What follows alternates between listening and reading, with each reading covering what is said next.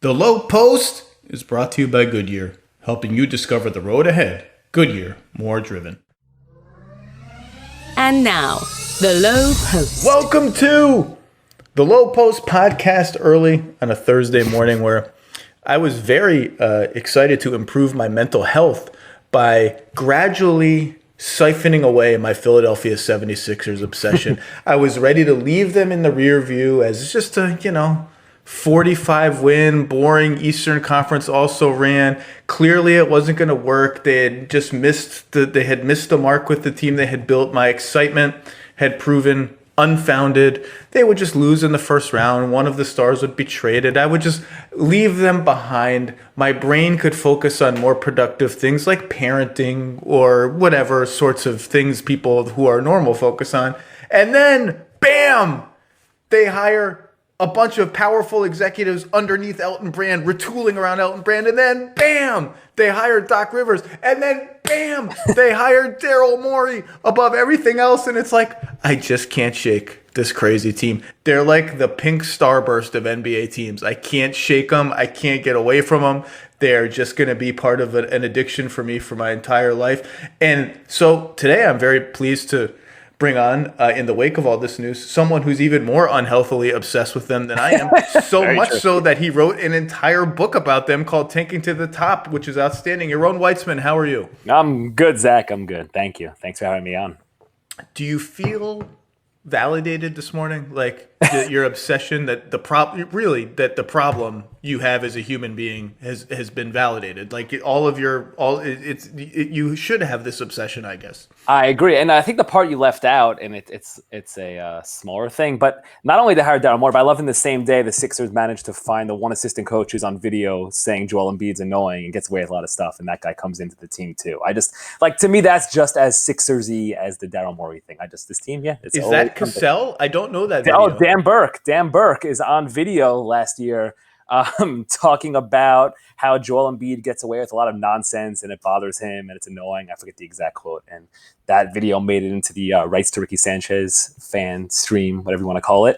They are very aware of it. I believe they booed Dan Burke last year at a game. Embiid tweeted about this yesterday. Yeah, so even assistant coaching news in Sixers land is something.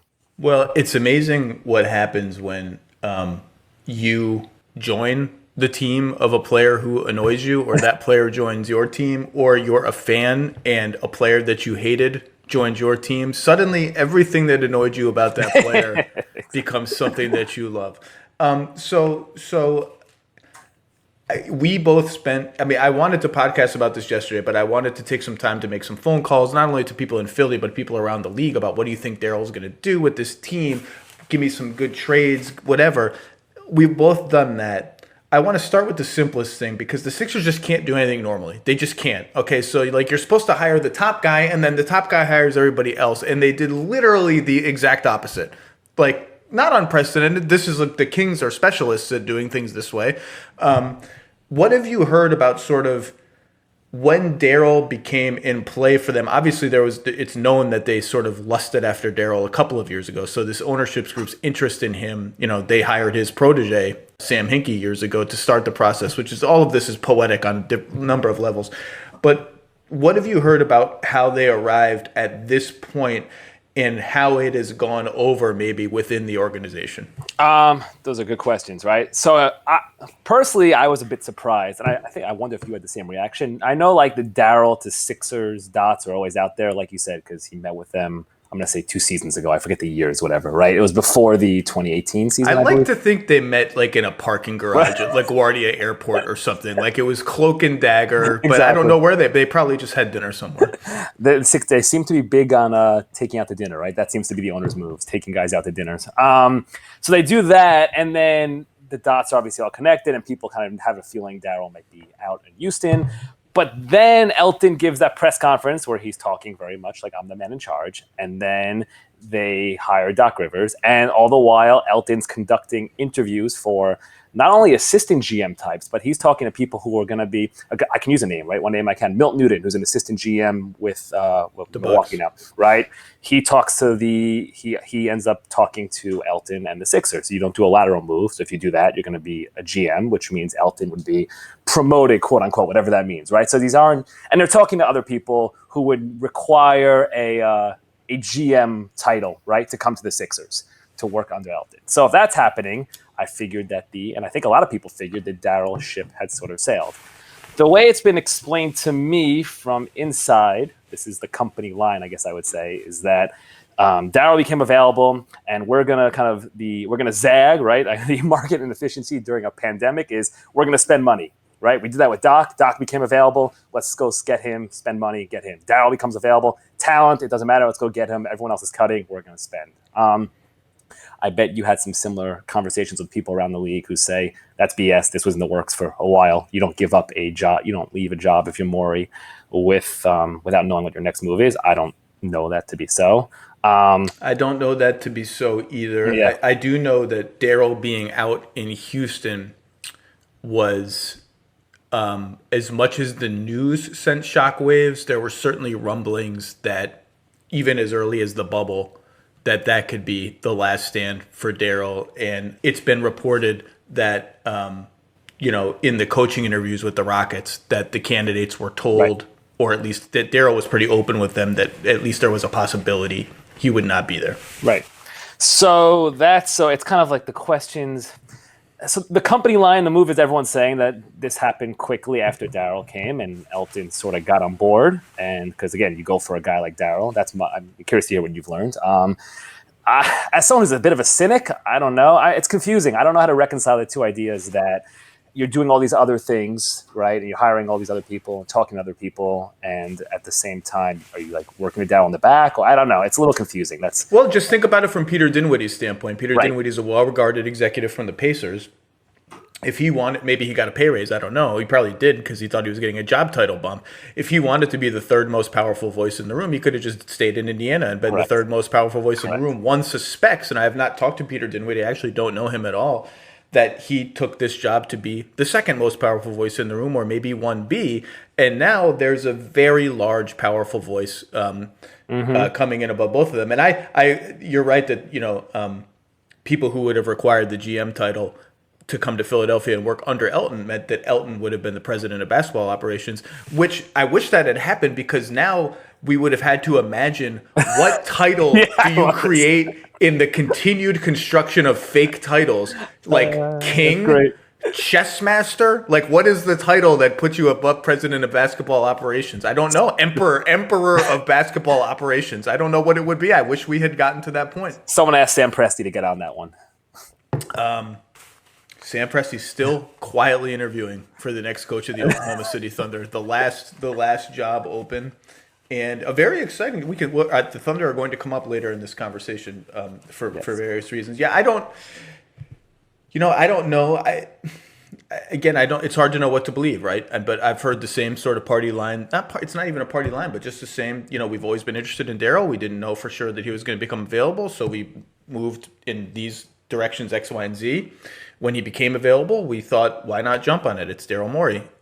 He fits the mindset that we've had since we bought the team, or since we came in power with the team. And, obviously the connections with Hinkie and all of that are well established. And we think that he and Doc, because they work together, even dating to Boston, will have a good working relationship. And let's do it. Let's not waste time, because, as young as the Sixers feel, they actually don't have that much. I mean, everyone has time, but like Joel is in his mid-20s now. Ben is getting into his mid-20s.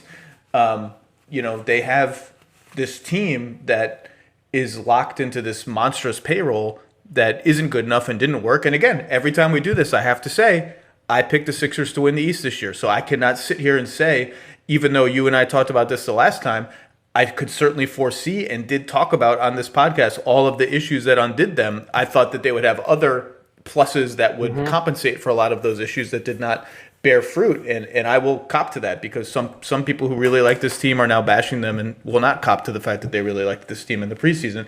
That's neither here nor there.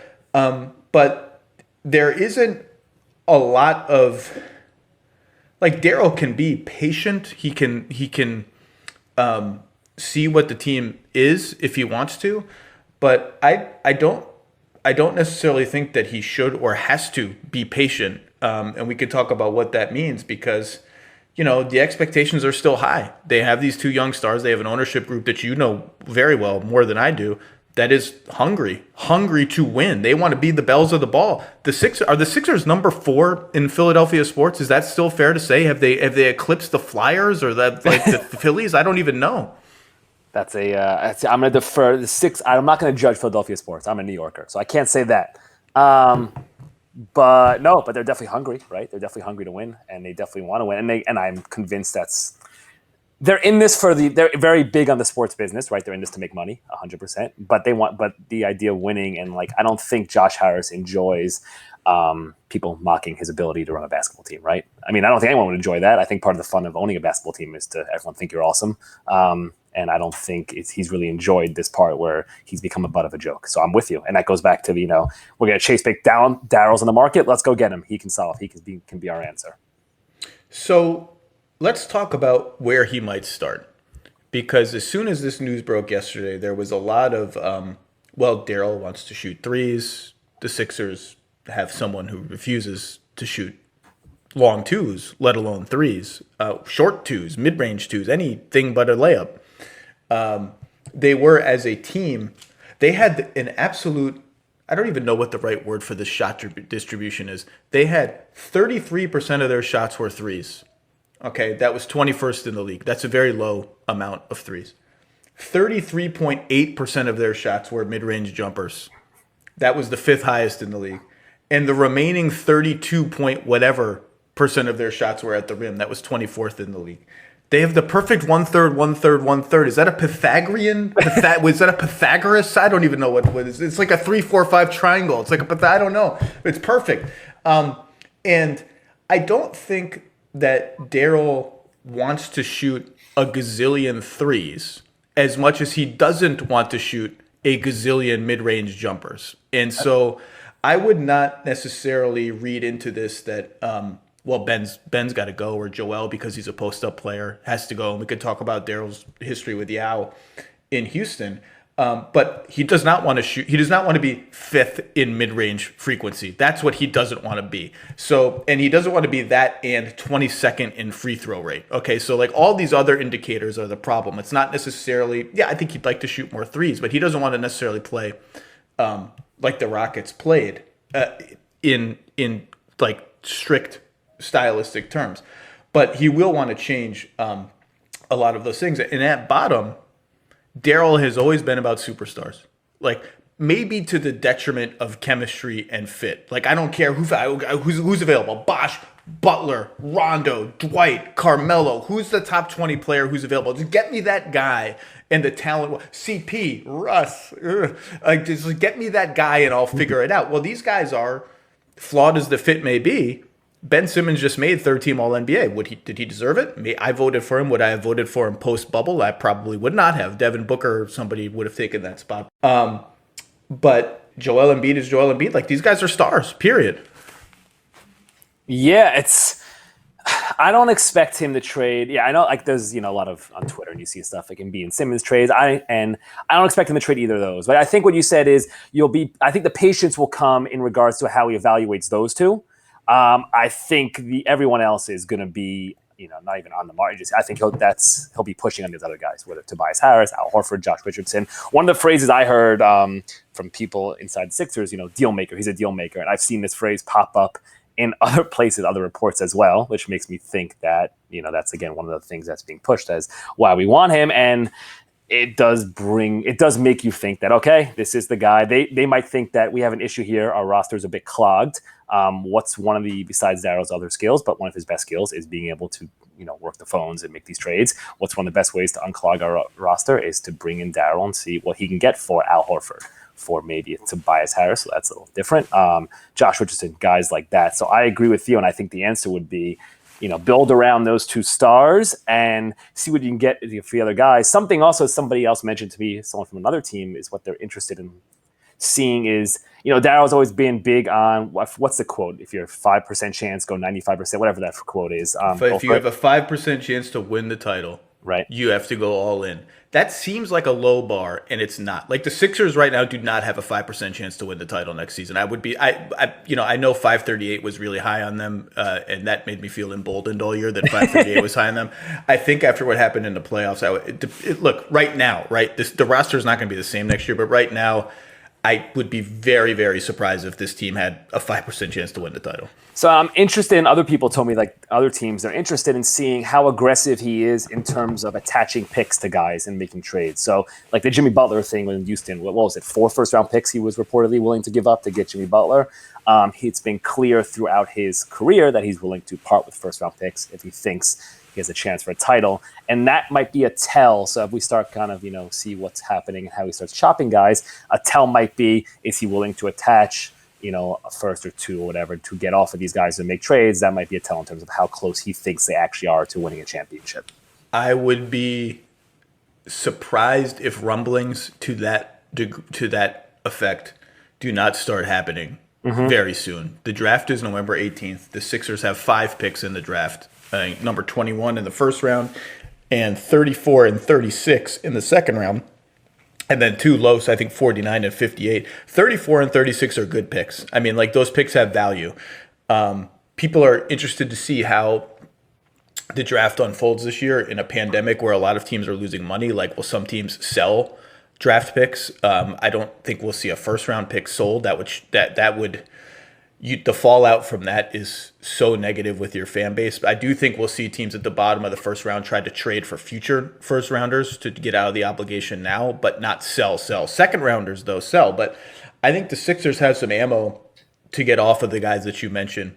And I still think, like Josh Richardson to me, I like Josh Richardson. I know it didn't work last year. He has $10.8 million next year and a player option for $11.6 in the following year, which could be an interesting player option for him depending on how he plays. Like, I still think he's a helpful player. I've had a couple of GMs on other teams just this morning ask me, hey, I don't necessarily want to talk about Tobias and Al with you. Like, what have you heard about Josh Richardson? I think he's I think still at worst a neutral trade asset. And for the right team, I think he's a plus that acts like a second round pick if you attach him to Al Horford if there's the right match. But I think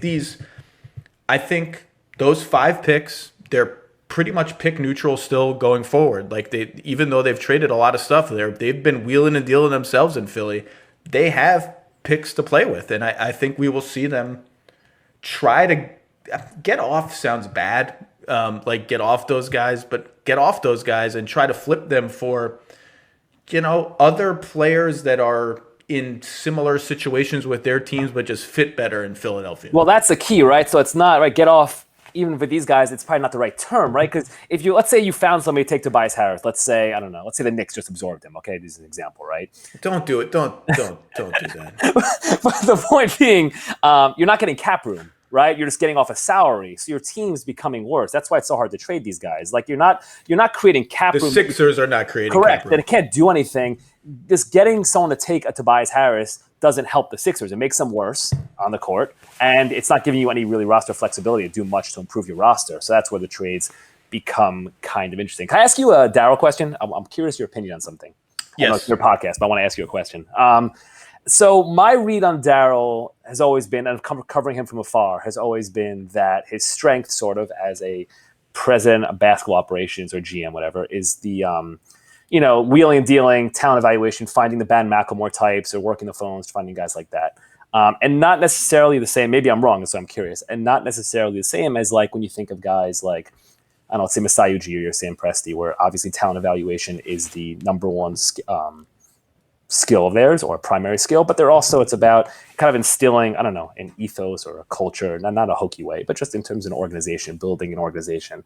And the Rockets have always seemed different. And for me, as someone who's covered the Sixers, I've always thought the answer to their issues would be more of the, I'll say the other type, someone whose skills are more of fixing an organization from the top down, as opposed to just figuring out, hey, this guy fits well with this team.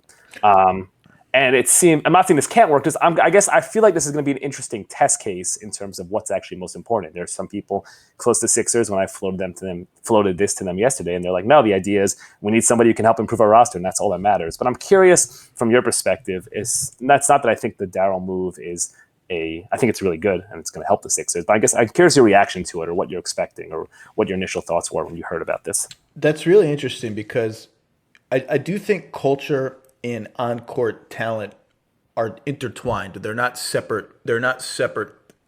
Like people think of culture as do guys go out to dinner? How's the locker room?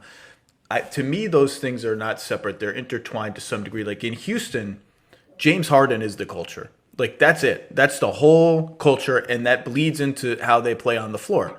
The whole team is about him. And I don't mean this in a bad way. I'm just saying the way he wants to play is how they play. Everything that they have done is to maximize his comfort and his style of play. And it has become so extreme that I think it has affected the culture of the team, and stylistically they've almost gotten out of whack. As great as their offense is in the regular season, it has not translated to the same level in the playoffs.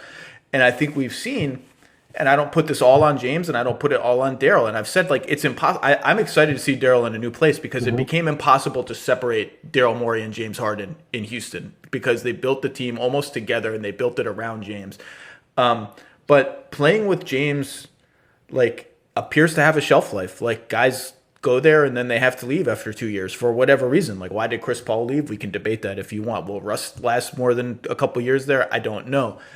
Dwight, why did he leave? We can debate that. Certainly Dwight has not been people have not been clamoring to have Dwight Howard on their team until this year. But I think both Van Gundys have come on my podcast, which is interesting because one of them almost got the Rockets job and talked about how James has to move off the ball and James has to he can't become a statue when he gives up the ball and it hurts their offense. It's like, well, why can't he do that? Like, why? That's like if every coach realizes this, if every moron like me realizes, why doesn't it happen?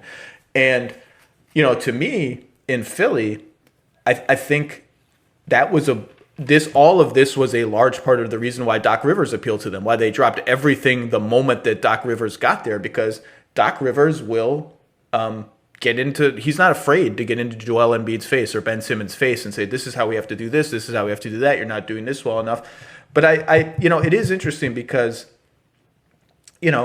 we talk about culture and got to have a culture and, blah, blah. It's like, well, there's no culture that's going to fight the Warriors with 4 stars. It doesn't matter. Like those guys can all hate each other. They're going to win. So it's hard. It's a hard brew to figure out because I think Daryl is right that we kind of fetishize this stuff and turn it into more than it is when you either have talent or you don't. But I do think all of it does mix together, and when you get to the absolute highest level, it all kind of matters. So I don't know how they're going to sort it out, but I am interested. And I think Doc was part of that, right? I think it's all part of the mix. No, it makes sense. It's going to be an interesting test case, and the Doc part, right? And I know that's what they're going to sell it as, right? That he's the guy, like that partnership can be really fruitful together if things work out. Fruitful. What did Sam Hinkie once tell me? We've planted the seeds in the apple orchard, but I want to have the whole orchard or something. I can't remember. There was a fruit. Fruit is a through. You can do a through line of fruit metaphors from the beginning of the process until now with a fruitful partnership. So let's talk about some fake trades, if you want, because I do agree with you that Daryl's first move is going to be, let me see if I can tweak the surrounding pieces. That said, before we get into this, if they fail again next season, I don't think the time. I don't think the time is going to be long if they're failing before Daryl starts to think bigger. And I don't know what that looks like right now. We can talk about that later. But I don't think I would even, and again, there's no reporting behind this. Let me make this clear. But if they're not succeeding at the trade deadline, I wouldn't even be shocked if you start to hear some stuff at the trade deadline next season. I don't even think you necessarily have to, and again, no reporting behind this, just my speculation based on whatever. I don't think you just give it a year if it's clear halfway through the year that it isn't working. But let's talk about some fake trades. Let's start here. Who do you think is easier to move, Al Horford or Tobias Harris? The first one. We'll just say that. Al Horford. Let's say. Isn't it interesting that Al Horford, who's X years older than Tobias Harris, and let's say less in possession of a critical skill set, 3-point shooting, than Tobias Harris.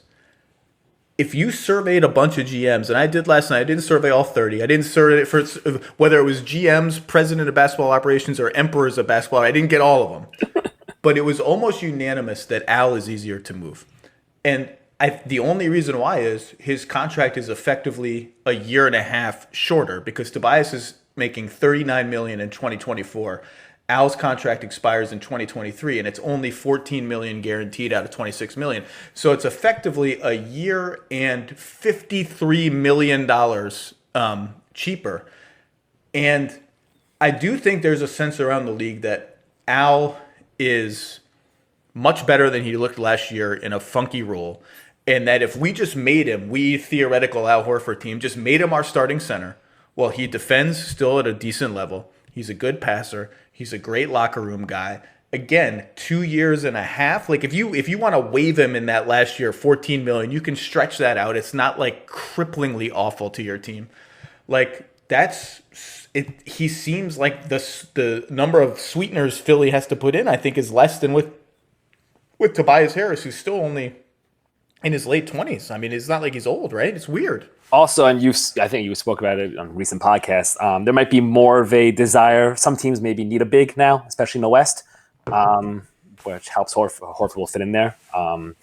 Tobias thing is, and I hate talking because like he's a really good guy and a really good player. He's a good basketball player. He's a good player. It's high, but just that contract is just I do like the idea of trying to picture as the sick. Let's say Daryl's in the office trying to talk about how he wants to trade Tobias and he can't get anyone to bite. And what does Elton say? Like, does Elton blame it on Alex Rucker also again or something like that? Like how do they talk about? I always love the idea of how these guys come into teams with contracts, bad contracts, or bad players on the team, and the guy who made the deal is still there, and they kind of talk about that. I always find that kind of a funny visual. So give me a good Al Horford trade if you got one. I can start whatever you want. I can. A good one. Well, let's go. We can go synergy. How should we do synergy? I'm a Sixers author, so we can go synergy. Sam Hinkie comes in. First move he makes is trading Drew Holiday. So what about if we reverse it and Sam Hinkie's former boss comes in and Al Horford and something for Drew Holiday? Al Horford and a first for Drew Holiday? I don't know, something along those lines. That was one I came up with. I didn't think of that one, Yaron. 2 firsts, Al Horford and 2 firsts, maybe. Yeah, I don't know. I got to get paid a lot if I'm New Orleans. Josh Richardson, throw Josh Richardson in there, maybe. I don't know. Now you're getting nutty. I don't love the fit with Zion. The fit with Zion's okay. It's okay. I don't think I love it enough if I'm New Orleans to really dive too deep into those waters, particularly with. I can, whether with cap room or the mid-level, I can get a Derek Favors again. Like, I just don't feel the need. Now, I don't know what's going to happen with Drew Holiday, trade-wise or extension-wise, but I don't feel like I'm not winning the championship in the next 2 years anyway, so I'm not – and I think I can chase a playoff spot with what I have, so I don't necessarily feel the urgency to shake it up that much. By the way, you mentioned the mid-level. I think that's part of, as we're saying that Horford's the easier player to move. It also shows just how misguided that contract was. That right, you can get solid centers now for these $5-10 million contracts. Man, the big man market this summer is just loaded with dudes who are like, what's Tristan Thompson getting? Right. You can go through the whole list. There's a gazillion decent big guys who are all going to get squeezed. Particularly if any one of the guys a tier above, like if Serge Ibaka is really willing to take the mid-level to go somewhere, like that's a slot that is gone for all these other guys. All right, I'm going to give you one. Ready? Sure. Let's pair Daryl again with one of his former lieutenants now. This is the obvious one, yes. Monty McNair in Sacramento. And let's send Al Horford and some stuff.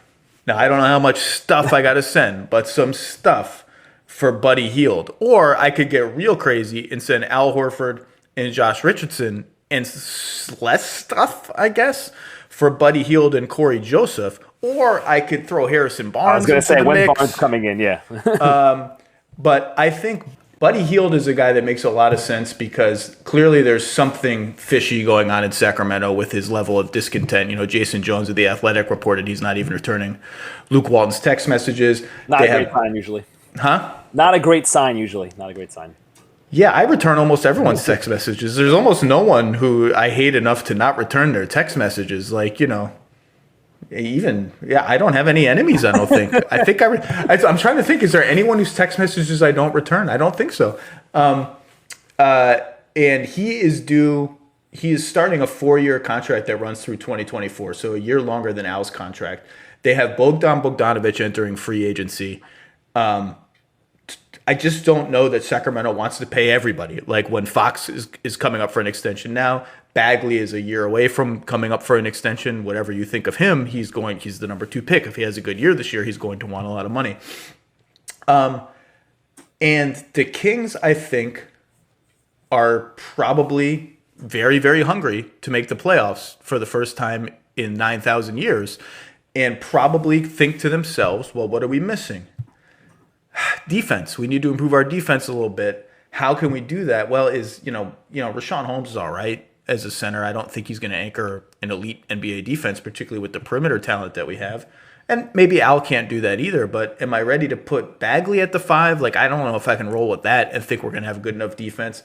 So I start to be able to sell myself on Horford can come here as a stopgap for a couple years. If things go right, maybe we're the 8th seed. If we're the 8th seed, we'll throw a freaking parade if parades are ever allowed again. And I can, again, I don't know the degree to which they have to sweeten that deal, but Philly does have to sweeten it. And Josh Richardson, I don't think is enough. I think there has to be a draft asset, at least one in there. But I like that one. That was on your list. I'm excited. That was, yeah. I like that one for Philly. Buddy Hield, the shooting would be great, and the guard, and you can do maybe some stuff with Embiid that, similar stuff they do with Redick. And Embiid can cover, like Buddy's not a good defensive player, but Embiid covers up a lot. And you have Simmons, right? Like if you're Philly, you can take flyers on offense guys, or poor defensive players. To me, it's a question of, I guess it's how much sweetening or how much leverage is Darryl doing over his former understudy. Just all of that. Just would Sacramento bite? That's my whole question on that one. I love mentor protege trades. The apex of that is Presti and Hennigan in the Oladipo for Ibaka. Yeah. Oladipo and the pick that became Sabonis for Ibaka. I like that one though. I don't, that would be a blow for some of the cap space teams because it would mean that Sacramento is just going to re-sign Bogdanovic, who is coveted, by almost not all the cap space teams, I don't think, but several of them, a few of them for sure. So I like that one. So that was on your list. What else was on my list? What else is on your list? I kind of like that. I'm curious your thoughts. We'll say Horford and maybe something, again, to use your word, stuff for Terry Rozier to Charlotte. That's the next one on my list. Yeah. Terry Rozier quietly shot in the high 30s, I think, from 3 last year. Maybe even. I think it was. I looked this up. I think it was 40.7. I was gonna say he might have cracked 40. He's on a contract that I don't love that runs for I think 3 more seasons. Let me look that up now. But that's another one where it's like. That's an obvious sort of like stopgap. Like they don't have a center. They have centers that are okay. Like they have Cody Zeller, who's all right. I think he's always injured. I think that the Zeller ship is sailing off into the sunset somewhere there. Can we make the playoffs in the East, which is better next year, but still I think vulnerable at the 8th spot, 7th spot, whatever. Not as vulnerable as people think, but still vulnerable. Can we have a feel-good season if we have this guy who's going to help stabilize our defense, be a good locker room guy? And I think the other thing we should talk about is, Al signed with the Sixers to chase a championship. He's in the twilight of his career. I think every second he's in the league, he wants to feel like he has a chance to win the championship. And I think that's an issue that some of these teams Sacramento, Charlotte, I wonder if Al's representation will butt into some of these trade talks. And I don't mean that in a bad way and say, hey, look, like this isn't what we signed up for. Like we want to go someplace where we can win, to which the Sixers and the Kings will say, well, what you also signed up for was a gigantic contract that you're going to get. And you don't necessarily get to dictate anymore. It's going to be a little thorny, but I like that one. I also started wondering, like, can Nick Batum do anything? Like, is there anything like it's not like Nick Batum is 41 years old. Like, I don't understand what happened. He's on an expiring deal for $27 million and did literally nothing almost for the Hornets last year. There's some interesting deals there. Two problems though. Can I give you two problems with Charlotte? Sure. Number one, if I trade Rozier, I'm very dependent on Devontae Graham. Yes. And he was wonderful last year. Kind of hit the wall when the rest of the league was like, all right, this guy's the number one option. Let's start treating him like one. And he's small, and I worry about him being a little overwhelmed as my like by far number one creator without another guy to sort of siphon a little bit of the load. Number two, this is almost completely dependent on the draft, because if Charlotte finds a way to get Wiseman, then I think they're out of all of this. And I do think all of the buzz, and I've talked about this frequently, about Charlotte trying to move up to number 2 or number 1 to get Wiseman, I think that buzz is real. I think they will be active trying to do that. And if they can do that, then I don't think they're in a rush to go get Al Horford. Do you think, I don't know enough about the draft guys, but do you think that buzz is because they like Wiseman as the best player, or that they want a quote unquote center, right? And that would be the difference. So if you got Horford, would that then free you up to draft, we like this guard X or Y, actually we can draft this guy? That's a good question. I don't know. I think they're desperate to get a big man, right? And they feel like, they moved way up in the lottery. We've been given this chance, and if we can get him without, if we can pay a small price to move up 1 spot or 2 spots, why not do it? So that was on my list too. Any other Horford places that you liked? Charlotte and Sacramento are the obvious ones. Those are the two ones that really stand out. Yeah. So I got. I'll throw one. Then we could end this different conversation. I do wonder, Rockets, if there's something there, if they decide they want a big man back, and I find that funny and just fun. So maybe Eric Gordon's something there. And then obviously there's the whole Thunder Chris Paul conversation, which applies to Horford and Tobias, or the whole Sixers thing. I think the Chris Paul thing is really interesting, and like you said, like I could see Tobias Harris in picks for Chris Paul. I could see Al Horford in picks for Chris Paul. And again, I don't know Al's appetite for that. I don't know the level of sweetener that is required for that. I don't know how Oklahoma City is really smart. Obviously, they have a floor for what they think they can get for Chris Paul. And part of that floor is, what can we spin the next guy into? Like, they're thinking 3 trades ahead. Right. And so if they don't think they can spin Tobias Harris into anything of value, they're not going to do that trade, because they'll have another trade that they feel is better for them, for Chris. Al, maybe, I don't know. Again, they're just going to have to think about it, but I think those are all in play. Houston's on my list, like PJ Tucker, Eric Gordon, and it has to be some other stuff, and that's the problem. I don't have a lot of other good ones. I really don't. No, it's hard. Here's one other one actually I'll throw at you. It depends. This is if you got a little crazy, if you do, depending on what happens with Rudy Gobert, but Conley is another name that someone else mentioned to me, and I thought, so that would be, if Utah, now we're doing like fantasy football, basketball. Yeah, that one hurts my brain a little bit. Yeah, exactly. Which is remaking entire roster. Okay, what about Tobias? Can we find any homes for Tobias? God, did you? I mean, Chris Paul came up. Yeah. Chris Paul came up, but again, it's just a matter of, I could see there's a universe where the Thunder are like, Tobias is a good culture guy. Like, he can give us kind of what Gallo gave us, like help our young guys space the floor. But it's just a big contract. It's a big, long contract. And also, I mean, I guess you can never have too many picks, but at what point are getting extra first-round picks tossed in? Like, is it not helpful? I mean, I guess it's always helpful, but they have so many right now thanks to the Clippers and the Rocket. I mean, well, that's why there's a lot of people that ask me, would the Clippers try to go get Chris Paul, because there's all this buzz that they want a point guard. Kawhi needs a point guard, and I think our old friend Mark Stein reported on their interest in Rajon Rondo yesterday, and the Clippers have a lot of vehicles. Like, they can use the sign and trade mechanisms to get to get a lot. They can get up to $40 million in outgoing salary pretty easily. And then you start to think, well, what picks could they trade to Oklahoma City? You're like, oh no, the Thunder already Like the Thunder have a timeshare already, like in Steve Ballmer's house. They have all the picks. They're just like, you can't trade them anything. There's nothing else you can't. They're all unprotected too. You can't like, well, we'll loosen the protect. No, they're already as loose as it gets. It's done. Yeah, it's done. The then I was trying to see about the Hawks because a team that has cap space and wants to win, and just it's hard. And then you have future extensions to think about with Trae Young, and I couldn't. Maybe you can be a better trade machine than me. No, a number of GMs, a number of front office guys, I shouldn't say necessarily GMs, recommended the Hawks to me last night. So what about the Hawks for Tobias? They want to win, they really want to make the playoffs. I don't see it. It just doesn't feel like a Travis Schlenk player to me. I think if and when they move to get a veteran in there, they will really prioritize defense because they know they need a lot of defense around Trae Young, and I don't see Tobias as a fit. And again, they're thinking 2 moves ahead, and I don't know what they can spin him into. But people suggested the Hawks. It's funny. Horford would be perfect for them if they didn't make that trade the Capella deal, right? You could see a way where Horford would fit in there in terms of their desires. Other than that, it was you can go crazy, but yeah, I had no success with Tobias. How about Tobias Harris for Kevin Love? See, so okay, but this goes back to to me, you do that if you're doing something with Horford too, right? I guess these are all done in conjunction, right?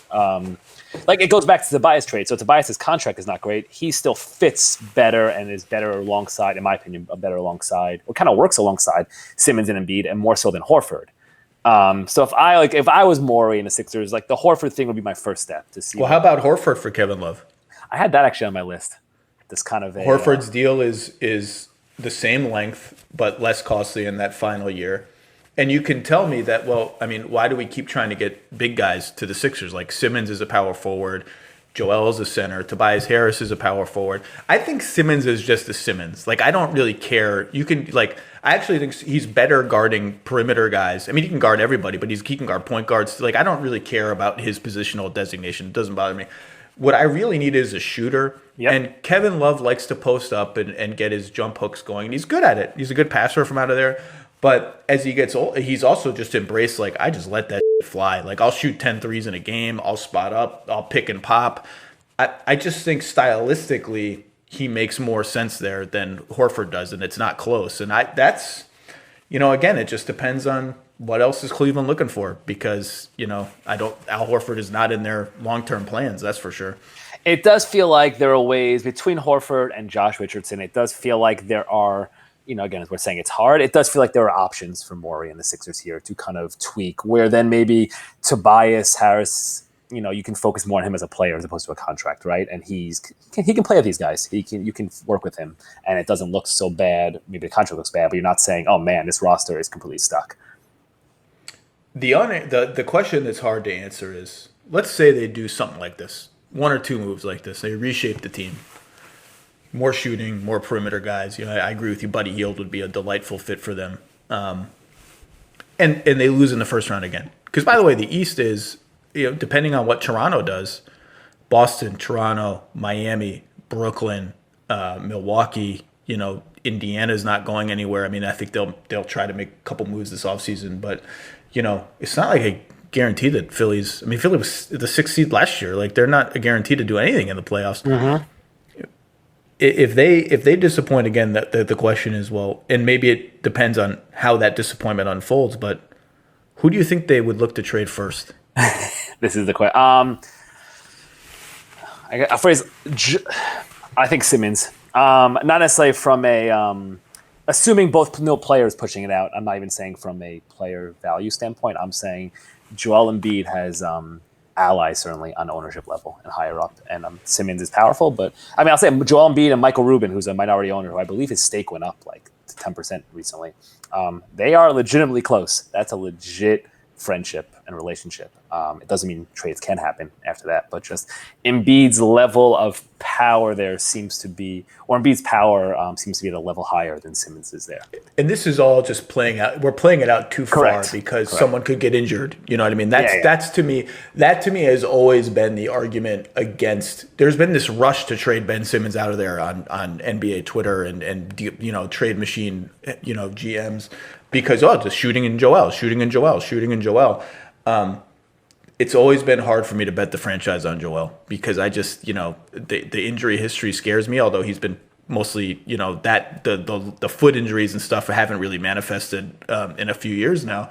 Just scares me a little bit. I did have a conversation with the GM maybe after Houston crapped the bed in the playoffs. And I said, we were spitballing, like, if Houston wanted to trade Harden now, okay, let's go through and priority number one was we got to get a young star. Because most of these guys, they get traded, they're not good enough anymore to get a young star and like a capital S star. Harden is, okay? Like Harden is, the guy's a walking top 3 MVP finisher every single season.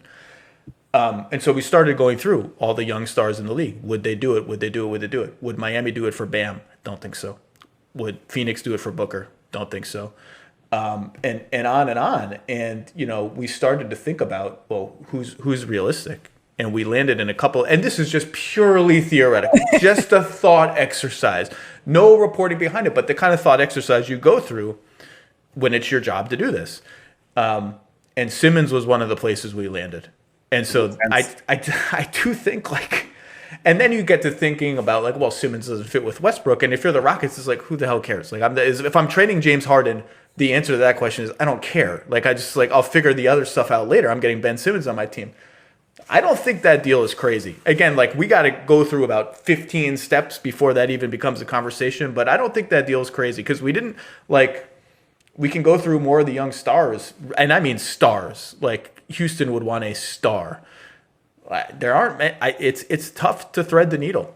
And I mean, and what you're saying, like Simmons is, I would say, great, really, really, really good, right? Simmons is a really, really good player. He's a star. Yeah, and so the same way we say in Joel and shooting, again, Simmons, part of it by his own limitations, but he also hasn't played with a roster perfectly built around his, skill set in a way that maybe we maximize and see what he can do at the highest level.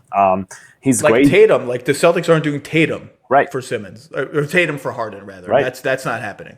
I'm going through the standings, but keep going. Sorry. Yeah, no, it's so if we're playing this out, right? If you're another team and you build around Ben Simmons, you're excited about that. Ben Simmons is great, he plays great defense, which I think, not that you underrate it. Just in theory,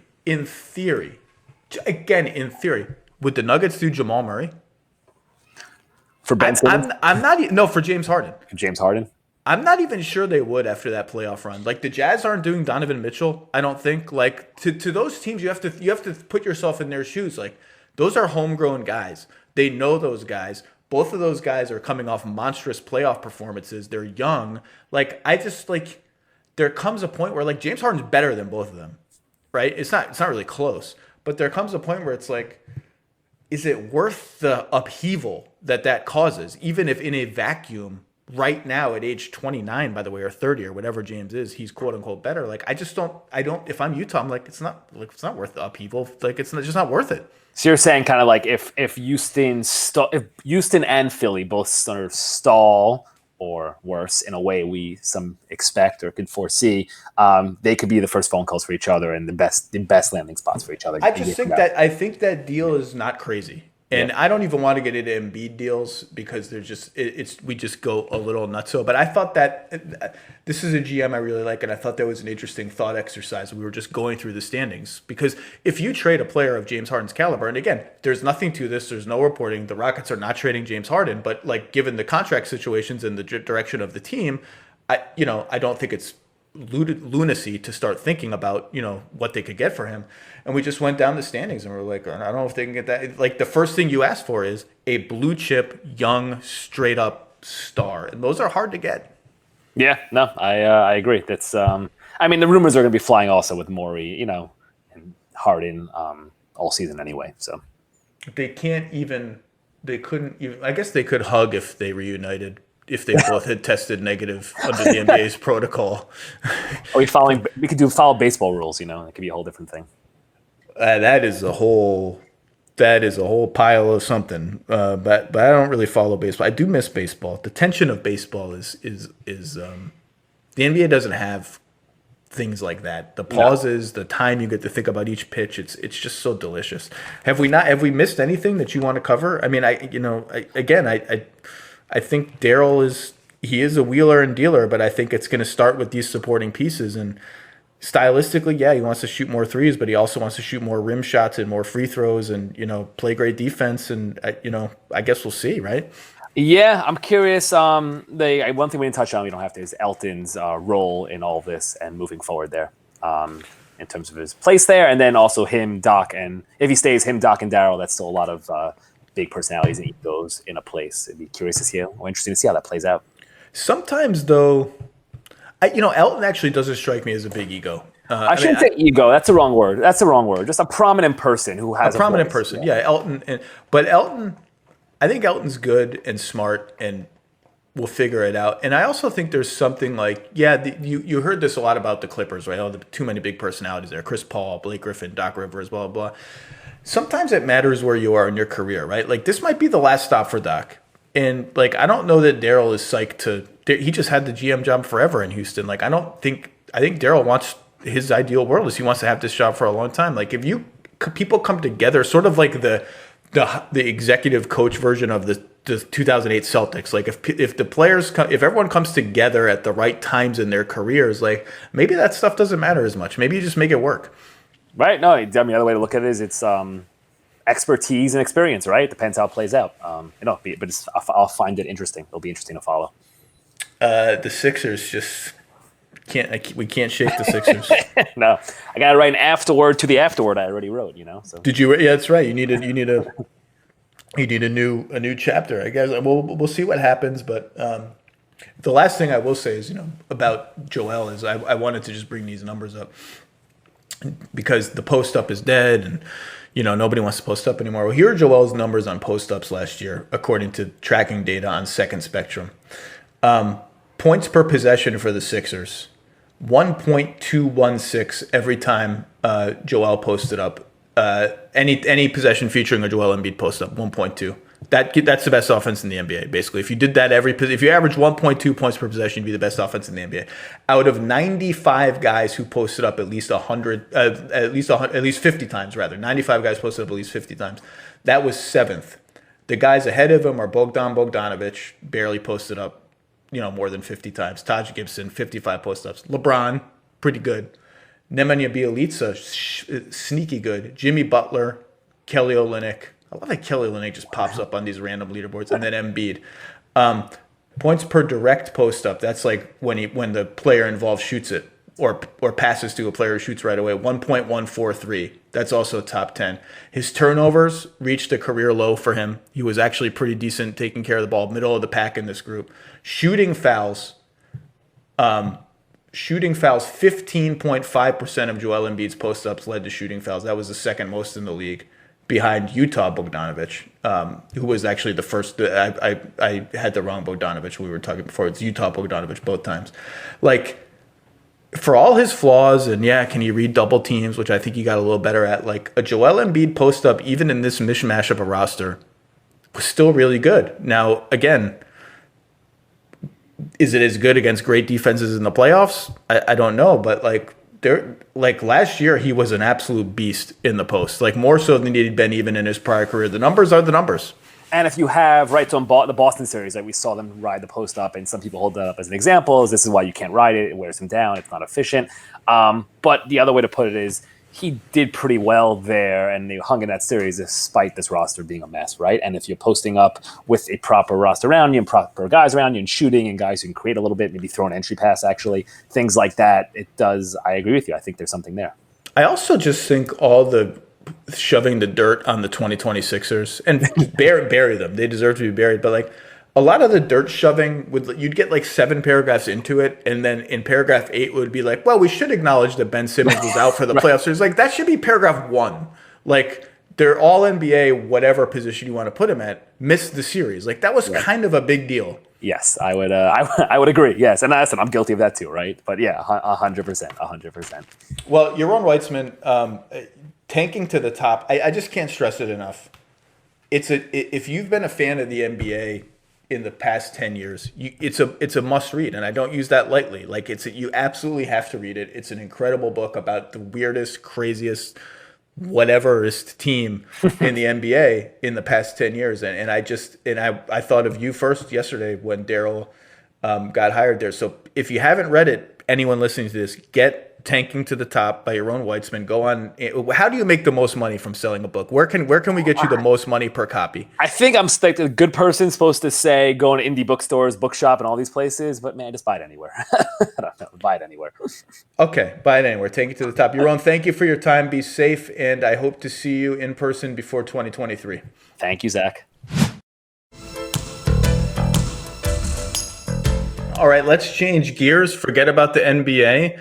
Any piece of entertainment that I like that has like a scintilla of basketball in it, if I like it, if your piece of entertainment has basketball in it and I don't like it, you'll know that because I will not invite you on my podcast.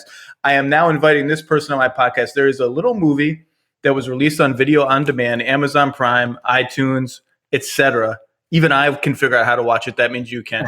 Called House, which is going to be a problem on this podcast. We're going to have to beep it every single time. It was shot for nothing by a college student named Cooper Rife, who has some interesting connections to the Dallas Mavericks.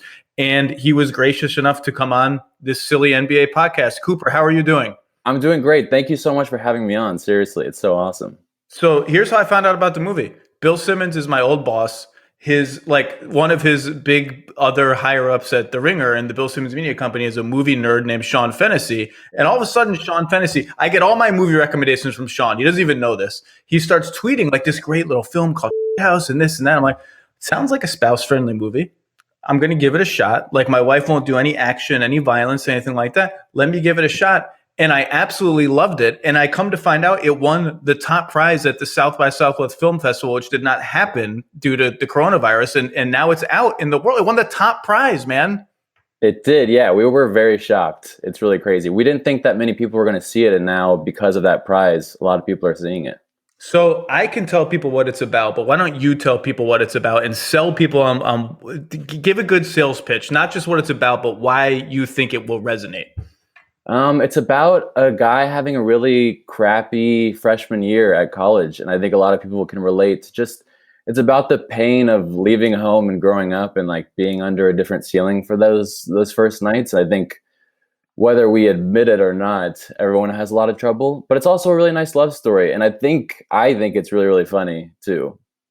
People have compared it to Dazed and Confused in its own way. A bunch of the Richard Linklater films. Lost in Translation is an inspiration. I guess I need to see Lost in Translation again because I was underwhelmed in the theater. Do I need to see it again? So I always say that was my inspiration because I think people are like, what do you mean? But the way that she writes little metaphors in her very realistic, very funny dialogue is like what I love like most about movies. So I think House does have a lot of that, so I always want to add that because I kind of steal a lot from I actually took out an elliptical scene and just put it into House for that reason, just to be like, I love you, Sofia Coppola. But I think the movie's also inspired by just funny movies. Like I really hope that people laugh a lot too. Oh, I laughed a lot. The conversation you have with your stuffed animal is the funniest part of the movie. That's a big sales pitch for people. There's a conversation with an inanimate stuffed animal. Several of them. There's a couple. Yeah. So the movie is essentially mostly over one night in college, at least half of it is kind of that night, I feel like, in college, where a lonely, somewhat depressed college freshman played by you forms a connection with the RA in his dorm, who's a sophomore, who's played by an outstanding actress whose name I'm going to mispronounce, so I don't even want to try out of courtesy to her. Dylan Galula, is that right? Yes, that's right. It's perfect. Yeah. And just the connection that they make strolling around campus, having adventures, and then having disagreements, and then having passive aggressive fighting because the connection doesn't mean the same thing to one of them that it does to the other. And it's just one of those movies, like if you've had the privilege of going to college and experiencing college life, which not everyone is lucky enough to have the privilege to do, it really captures in a way that not a lot of movies have captured for me, both the difficulties of college, because people arrive at college like at wildly different points on their socialization. Some people are super confident and outgoing and like just ready for everything. Some people are like too that way and they go crazy and have some problems.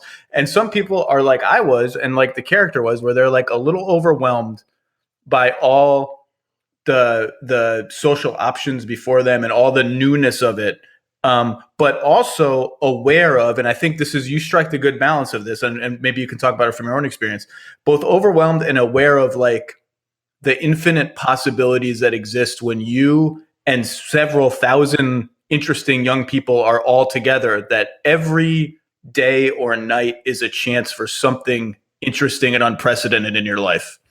Yeah, it really is. And it's super scary in that way because college was the first time where I had to make all these choices and my shyness was like an obstacle for the first time. But it really is. There are so many possibilities and so many people every night.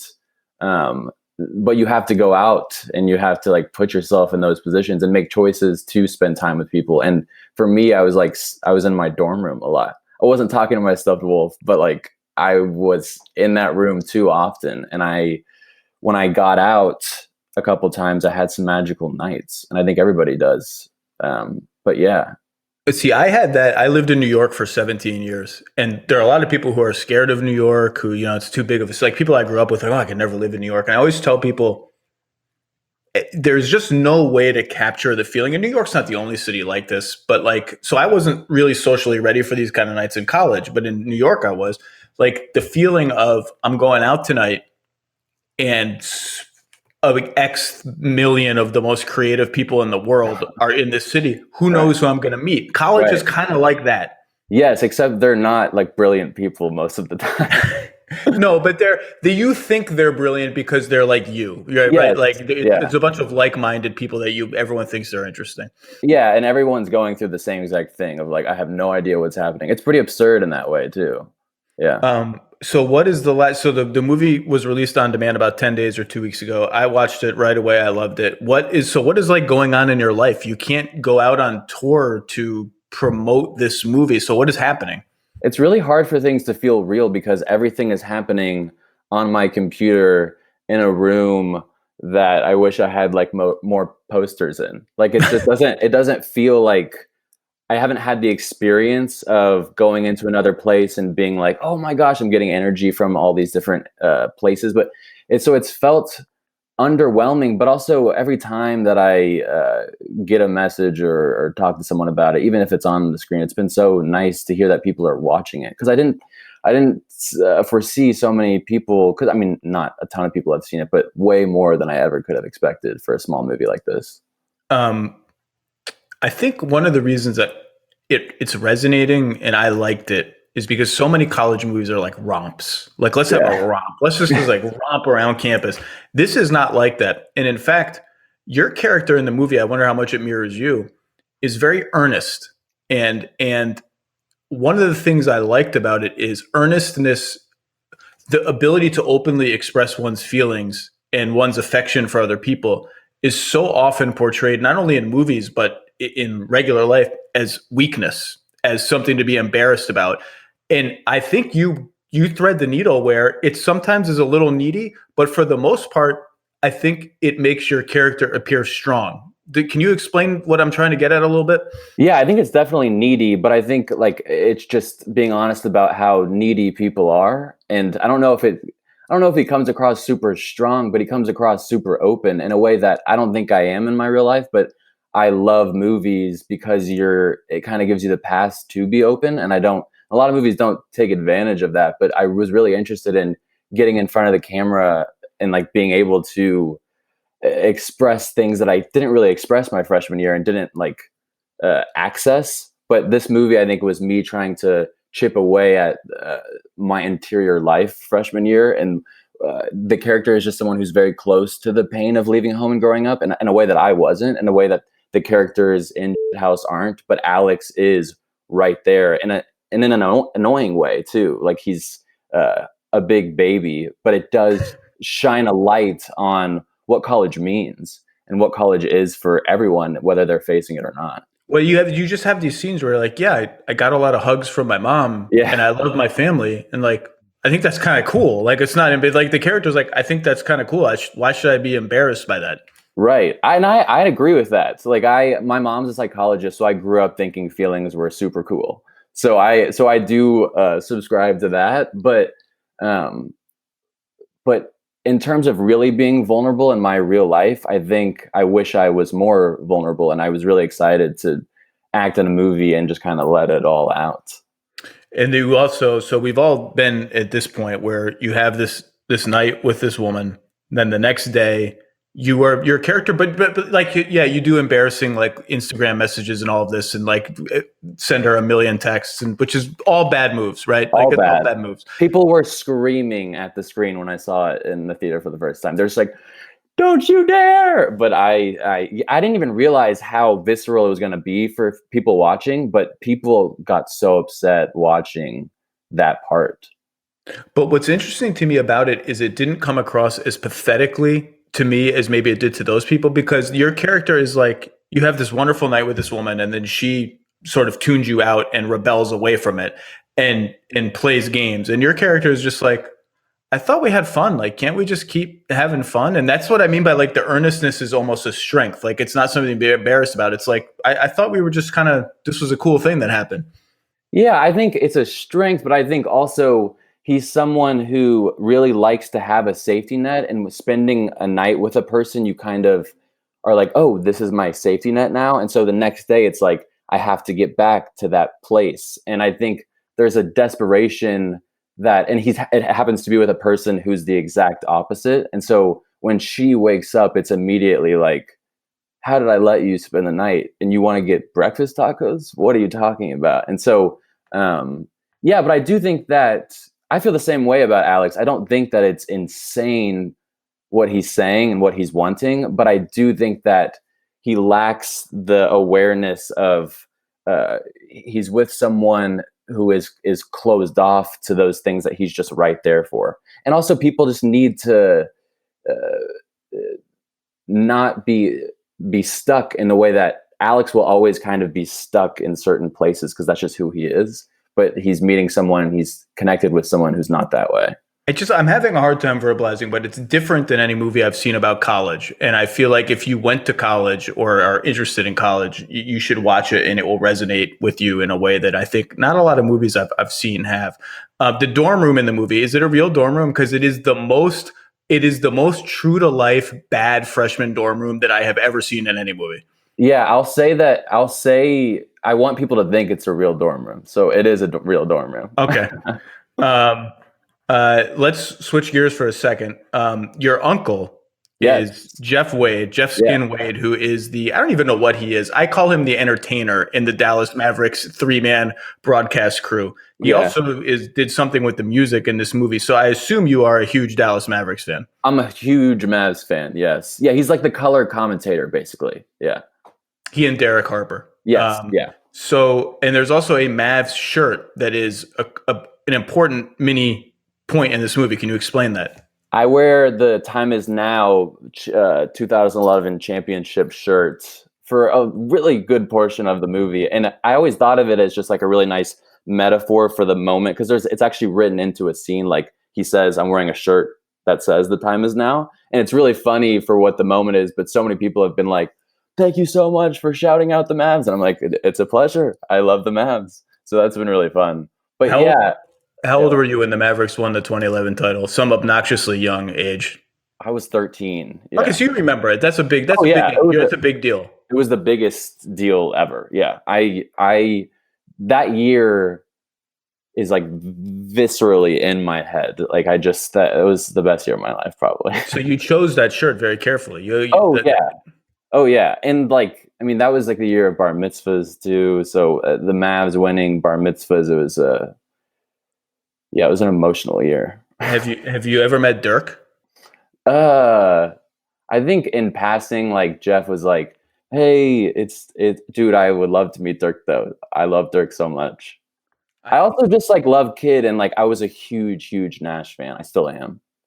I think your next movie, like you can get a cameo somehow from another Maverick, from a Maverick. I think a cameo is possible. Like Mike, remember that scene? I think it's Finley, Nash, and Dirk are like in the locker room, and they ask him for a signature. I've always thought about that scene. I could write that in somehow. Just have all three of them together. So What's are you obsessively following how many people are watching the movie? Do you have already a project in mind for what's next? Like, what is Yeah, life? Life is rolling now. it's rolling. I'm trying to just focus on the new projects, but it's really hard not to read everything that comes out about the movie because it's my first time. I feel very controlling about. I feel the need to like tell people this movie was made for nothing. Like it's awesome that that it's watchable. And I think when people win awards, you go into those movies with like the goggles of, all right, let's see what this is about. And I really want people to be oh my gosh, this small movie is making me feel things, and that's awesome. As opposed to this isn't that good or something like that. Well, I think the reception has been. Yeah, it really has. Yeah. Can you give me a ballpark? How much was it shot for? Yeah, it was shot for like less than this movie called Tiny Furniture that won South by Southwest a couple years ago. It was the Lena Dunham movie. So it's like it was a small movie, and we didn't have good food, and we didn't have like certain people on the set were not being paid. Or you're just like rolling up in public and shooting stuff, right? Oh yeah, no permits, just like stealing all these locations, yeah, and like worried that cops are gonna come in, like only doing like 2 takes for things.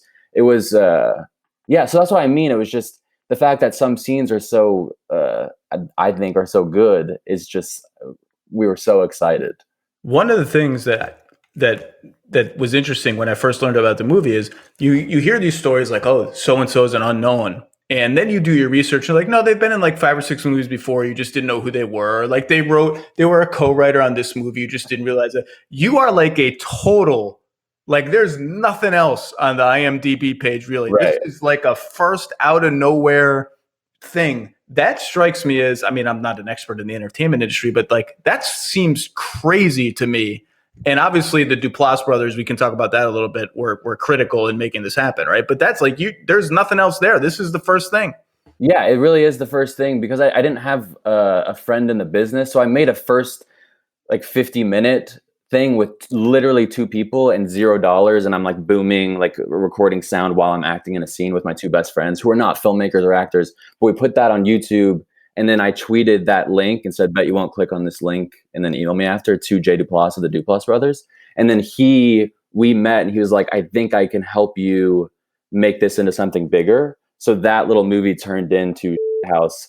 And basically his name is the reason why we got certain people to show up to the sets who were somewhat professional, who were professional. They are professional.